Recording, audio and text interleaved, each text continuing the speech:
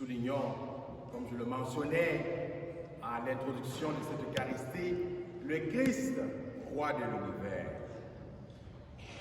Cette semaine, une jeune adulte m'a posé la question suivante.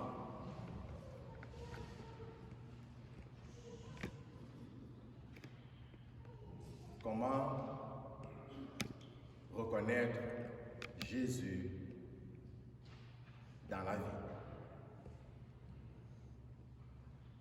Je lui ai dit, je vais te répondre la semaine prochaine. Je vais poser la question dimanche à l'Assemblée chrétienne et je te reviendrai la semaine prochaine. Donc, aide-moi à répondre à cette jeune adulte. Comment reconnaître Jésus dans la vie, dans nos vies? Il ne faut pas que je lui dise que la communauté chrétienne n'a pas répondu là. Allez, c'est bon là. Comment reconnaître Jésus dans la vie? Oui.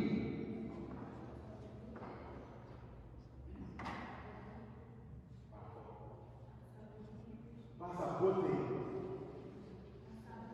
Par sa bonté. Mais comment tu reconnais la bonté de Jésus dans la vie?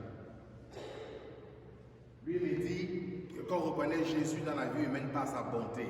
Mais la bonté là, comme au ciel, oui. Ah, par les orphelins. Ah, elle reconnaît Jésus dans la vie humaine lorsqu'un geste de bonté est posé envers les orphelins. Et vous, frères et sœurs, comment reconnaîtrez-vous Jésus dans nos vies, dans vos vies? Il n'y a pas de piège dans ma question, je vais simplement redire à la jeune fille ce que vous avez dit ce matin. Oui, ma grande, parle fort.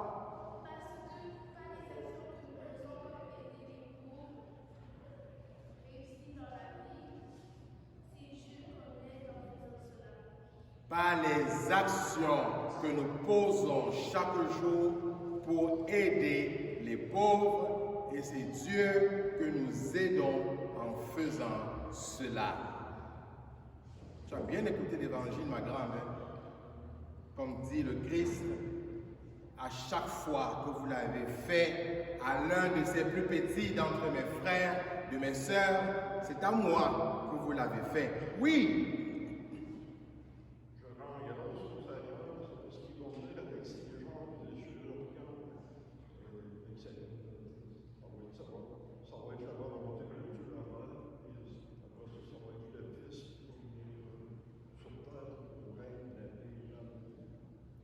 Notre frère rend grâce à Dieu pour la merveille qu'il a accomplie dans sa vie suite à son handicap à la jambe. Dieu a fait merveille. Donc, j'entends que vous reconnaissez la présence de Jésus dans votre vie à travers ses actions, ses grâces qu'il vous accorde et vous rendez grâce. Bien-aimés dans le Christ, quel est donc le sens pour nous de célébrer un Christ roi de l'univers? Si l'Église nous présente le Christ comme le roi de l'univers, ça veut dire qu'il règne sur toute la création.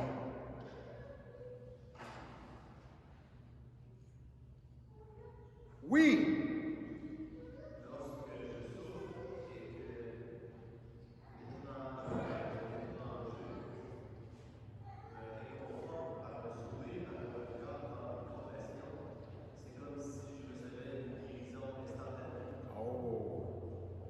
D'ailleurs, je vous ai dit au début, en entrant dans l'église, de garder votre sourire. J'aime beaucoup votre sourire, monsieur. Donc, lorsque je souffre, nous partageons notre frère. Lorsque je souffre et qu'un étranger, une personne que je croise dans la rue, me sourit, ça m'apporte en quelque sorte une guérison. Merci beaucoup. Voyez-vous, bien-aimés dans le Christ, quand nous accueillons le Christ comme le roi de l'univers, cela va avec une exigence. Comme dit le Christ à la fin de cet évangile proclamé, à chaque fois que vous ne l'avez pas fait à l'un de ces plus petits d'entre mes frères et mes sœurs, c'est à moi que vous ne l'avez pas fait. Si le Christ est roi de l'univers, à chaque fois que nous bafouons la création, nous bafouons sa royauté. À chaque fois que nous portons atteinte à l'intégrité d'une personne, à la réputation d'une personne, à la dignité de la personne, nous bafouons la dignité, la royauté, la seigneurie du Christ.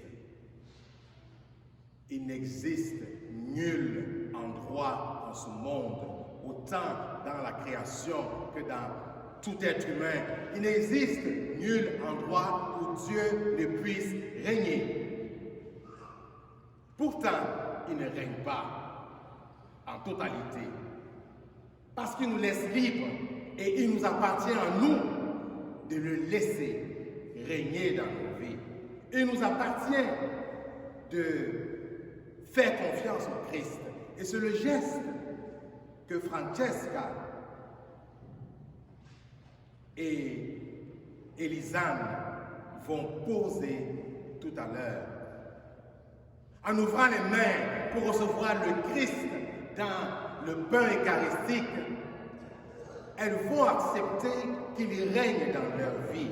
Et nous, étant témoins de ce geste, cela doit nous rappeler notre première des communions. Communion, ça veut dire quoi? Que nous voulons faire corps un avec le Christ. Accepter qu'il prenne toute la place dans nos vies. Ici, à ma gauche, à votre droite, vous avez les 3/4 des jeunes que vous avez soutenus, qui sont allés en pèlerinage sur les pas de la Vierge Marie vers son Fils le Christ. Et le pape vous a dit, nous a dit, a redit, n'ayez pas peur, laissez le Christ régner dans vos vies. Et aujourd'hui, dans l'Église universelle, nous soulignons les journées mondiales de la jeunesse diocésaine. À la demande du pape François, c'est maintenant Christ roi. Pourquoi? Parce qu'il vous présente à vous, la jeunesse, le Christ comme le roi de vos vies. Que rien d'autre, à part le Christ, ne règne dans vos vies. Pas les propositions de la société actuelle qui vont à l'encontre des préceptes évangéliques. En âme et en conscience, réveillez-vous, réveillons-nous. Que ce ne soit pas la drogue qui règne dans vos